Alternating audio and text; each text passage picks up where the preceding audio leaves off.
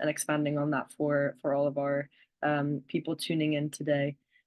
Just for the sake of time, we're just going to move on to our next speaker.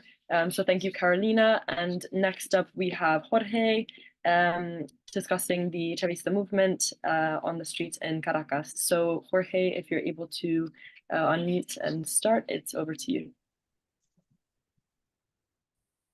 Hola, good evening, comrades. Thank you, Regan, thank you, Sam, and all the comrades of the Revolutionary Communist Group for this call, for counting on our organization as spokesperson of reality, and for all of your solidarity and affection towards the Venezuelan people too.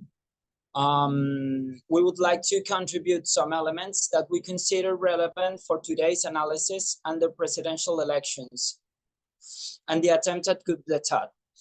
The disregard of the results is nothing new. Like all the tactics of imperialism, they are repeated, cyclical, and historical. The right wing in this country has said fraud in all the elections they have lost since 1999. But when they won twice, they won the Constitutional Amendment of 2007 and the National Assembly of 2015, then they did not set fraud. The referee, which was the National Electoral Council, was valid then, and the results were recognized by all the parties and countries. The truth, as Carolina just explained like very well and detailed, is that the Venezuelan electoral system is not only one of the most technologically advanced in the world, but it is fast, efficient, and accessible to the entire population, even the visually disabled. It is also one of the most auditable processes in the world, with up to 16 auditing processes at different points in the election process. And as you saw, and as you have seen, it is the most observed electoral process in the world. In all the countries of America and Europe, the results of the elections in Venezuela seem to matter more than the national elections themselves. What we are seeing here is the frustration of the ultra-right wing and global fascism, which has not found a way to put an end to Venezuela and the Bolivarian Revolution, which is why they are resorting to methods such as violence in the streets, called guarimbas, called and financed by the opposition, cyber attacks against the CNE and other institutions, international isolation, and the possible intensification of the blockade, among other actions of this complex coup d'etat. Hold the image right there, Jacob, please. In this regard, we take this opportunity to highlight two new actions of neo-fascism that we have never seen before in Venezuela. Firstly, we deplore the death of 27 people as a result of the violence unleashed in the days following the presidential elections, both civilian from Chavismo and the right wing, as well as the military and police who died. We hold Maria Corina Machado responsible for these deaths as a political operator, and Washington for being the mastermind and funding this tragedy. It is important to point out that for the first time, we are witnessing the selective assassination of a comrade, the social fighter and community leader Marjorie Silva, ordered by fascism and executed by members of the right-wing candidate's campaign command in the state of Aragua. She was marked, followed from the Maduro's rally she was, and shot to death for the simple fact of being a Chavista and defend her community. This image we are seeing right now, it's some of the people that has died in the fascist attacks of these days. And Jacob, if you can put next one, please. And this is so you can read what happened to the comrade that was followed and shot to death, Marjorie Silva. So this is new for us. The Venezuelan and global ultra wing is following us, now working not only with the Colombian paramilitaries, but also with the PRANES, who are the leaders of organized crime in Venezuela, with some repatriates who has been trained in the neighboring countries, and with hackers and bots who have been breaking our communications and institutions' websites. So we see how this persecution is developing. One more step in the process of criminalization and cancellation of Chavismo as an ideology, a political movement, and as an identity. The second new action is the destruction of statues and symbols of Venezuelan nationality. Whenever there are these episodes of fascist violence, hospitals, schools, transportation services, squares, headquarters of institutions, and other public spaces are destroyed. But on this occasion, we see the threat and even destruction of symbols of Venezuelan identity and culture. This, and in the image, is the goddess Maria Leonza. That's the statue of the goddess Maria Leonza in Caracas, who is the goddess of nature, the Venezuelan goddess of nature, and one of three main gods and goddesses in Venezuelan spiritual pantheon. She has a cult with many followers in Venezuela. The next threat we saw was against Jose Gregorio Hernandez, which was a real person. It's a Venezuelan saint who was a doctor of the Andes region. And during his lifetime, he took care of the poor people of all over Venezuela. And he is a symbol of medicine and healing in our country. We saw also the destruction of a sculpture of the Divina Pastora. This is a Christian saint, a woman saint, venerated mainly by peasants and farmers. And with many followers in the west and center of our country.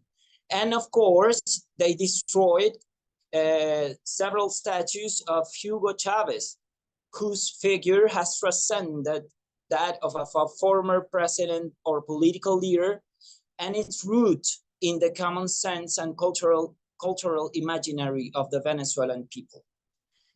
To cancel, destroy, or dilute the culture and identity of a country is a priority and an important element in the destruction of any state or revolution. This has been the case throughout the history. It has happened in the Italian fascist invasion of Ethiopia in the 1930s. It happened in the Nazi invasion of Europe in the Second World War. And more recently, we saw it in the wars in Yugoslavia, Afghanistan, Iraq, Libya, and Syria. The fascists are paving the way to make us disappear, to put an end to Chavismo for good and destroy the country.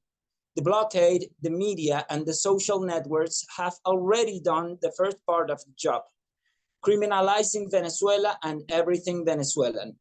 In the common sense of the average Western citizens who consume social networks on a daily basis, Venezuela is a hell ruled by a murderous dictator where third-rate people live. In that sense, it matters little or nothing if Venezuelans cease to exist. I recommend reading and debating Antonio Gramsci. I know probably you have done it, but if you haven't done so, I recommend reading Gramsci. He can provide us with elements to confront the struggle for the common sense of the masses, so important in today's post-truth world, where lies and fake news rule, and the masses are manipulated in favor of the interest of the bourgeoisie. We are living Goebbels' wet dream. It is our responsibility to do battle and to struggle on that front as well. This is only an indication of the advance of neo-fascist forces in the world.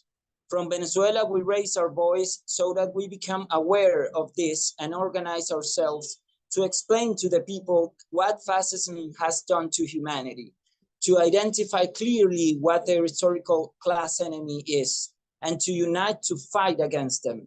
In that sense, we want to send our warmest hugs and solidarity to the persecuted and attacked immigrants and their families, as well as to the people suffering the consequences of the fascist violence in Britain. Against this in Venezuela, we say fascists will not pass. We will continue to fight for our second independence, for the self-determination of the peoples, for socialism, and for the possibility of the subsistence of life in this planet. Just as we defeated them on 11 April 2002 when they carried out the coup d'etat against Hugo Chavez, just as we have defeated them since every coup attempt, threat of armed invasion, guarimbas, assassination attempt, and disregard of election results, we defeated them on last 28 July in the elections, and we have defeated them again in the following days in the streets, fields, and mountains of Venezuela. The people took the streets again with the firm conviction that we must defend our homeland, that we will not be fooled by the illusions and lies of the global and Western right, and that we want to live in peace in a country that is not continually at war, blockaded, and in constant alert. There are three key aspects of our resistance in the days after the election. The first was the unwavering loyalty of the Bolivarian National Armed Forces. The grandchildren of the liberator, Simón Bolívar, did not hesitate or waver at the decisive moment, nor did they allow themselves to be bought by Washington. Their loyalty is with the Venezuelan people. This proves that the civil-military union is bearing fruit, because in Venezuela, it is recognized that our military are political subjects. In fact, here the military can vote, which has raised their awareness and their levels of political education.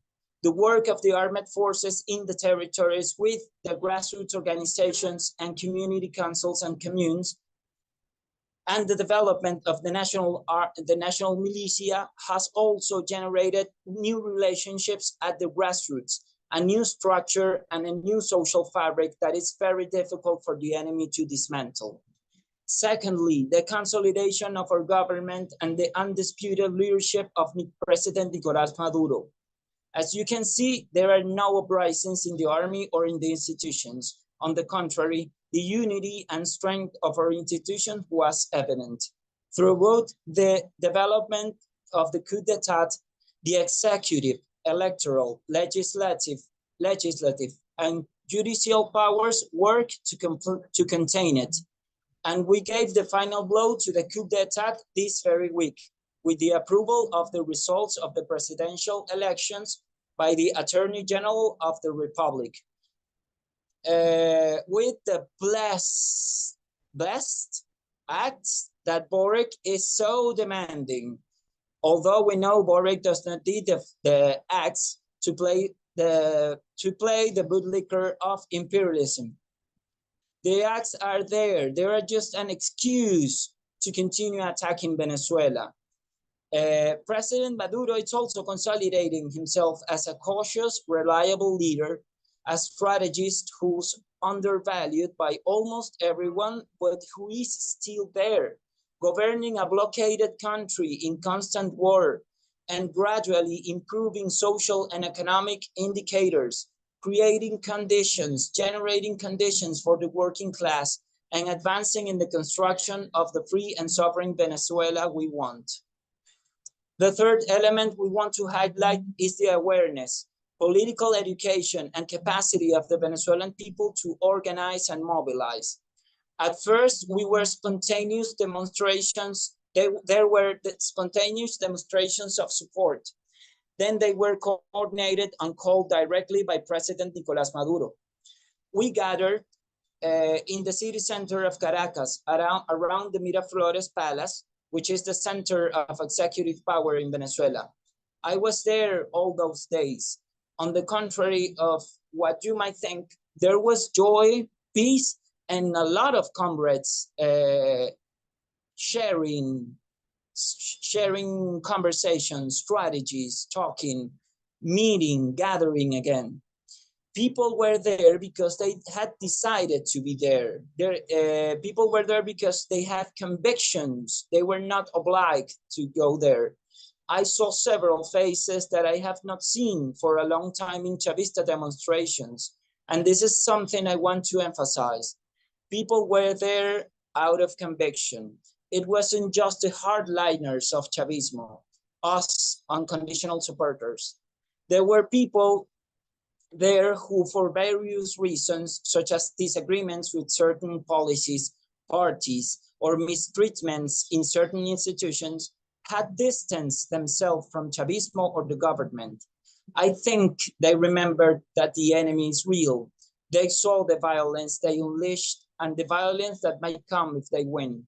And they also reconnected not only with friends and comrades, but with the struggle for a free, sovereign, productive, and peaceful country, with the Venezuelan people who fight, struggle, resist, and advance in the face of all adversity. Against fascism, we shout from Venezuela the last shout of Commander Chavez: unity, fight, battle, and victory.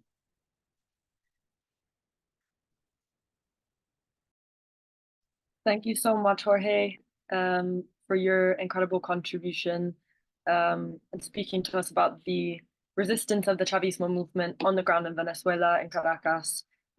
Your words are so important and so inspiring in talking about the resilience of the Venezuelan people and their fight against imperialism, their fight to build socialism, as well as shedding light on the tactics of fascism and imperialist forces, not only in Venezuela, but internationally. And so linking these struggles is so important. So thank you so much for your contribution.